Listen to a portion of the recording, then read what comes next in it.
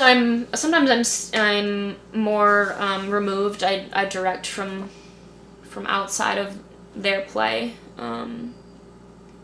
but sometimes I jump in and I play with, and I think that's important for a couple different reasons. One, I kind of already touched on that idea of like I get to model the way, and I find a lot of joy through playing, and I take on a really playful persona. Or I really kind of act kind of like, I don't know, kid-like and celebratory through my play, or at least when I'm at my best and when I'm coaching at my best. That's how I play with the kids, and I think that models the way and invites them to experience the game in the same way.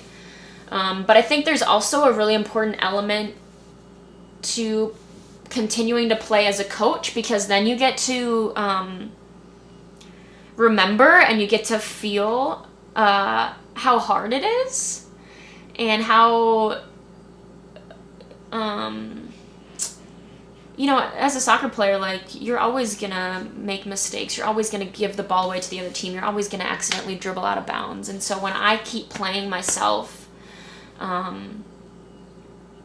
I remember, or I get to maintain that sense of like how hard it is, and so then I'm not as quick to jump to yelling at my kids to, why aren't you playing better? You need to, this isn't good enough, or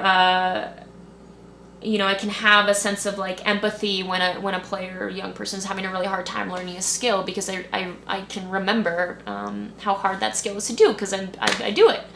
And so I think for me as a teacher, as a coach, it's important for me to also always maintain a role of a learner, and so I do that through soccer. I continue to play and experience that role of learner through soccer, and I'm also trying to take on new things. Like I've been taking some dance classes lately. I've been trying to learn dance, and I'm certainly a beginner there. And what else?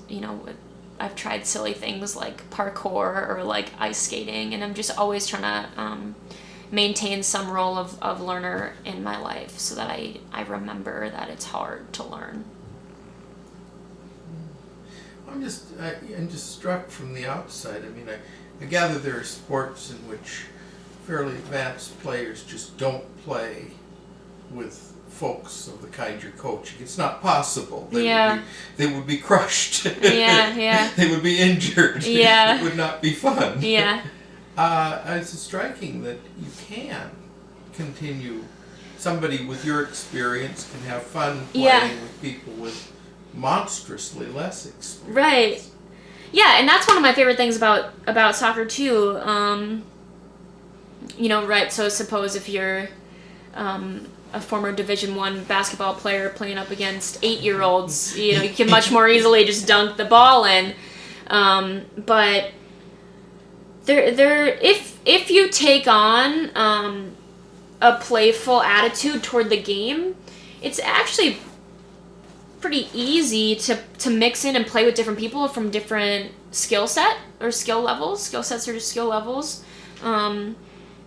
And I think some of my own best development as a player has come from being a coach and then playing in with, 8-year-olds or 5-year-olds, because then they're all chasing it after me, and I have to like use my foot skills to maneuver out of 5 defenders, 5 8-year-old defenders. But if I'm playing in a high school practice against girls who have much less experience and therefore skill than I do, I just try some really cool things. Like I try to do a rainbow, which means that I flick the ball over my own head and then their head, and then I get it back. Or I try to nutmeg them. Or I try a Maradona, which is like a cool spin move.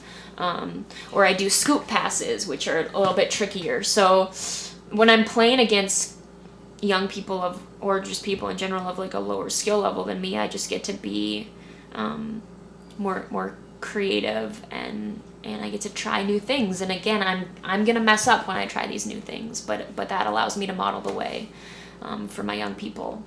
Or or if I'm playing with kids or people of lower skill level than me, I'll just really try to set them up with passes that put them in really cool positions to score, or to do cool things, or to make moves that make them feel good about themselves. So there's always ways to play, and to push yourself and to push others, despite different skill levels. Thank you. Yes.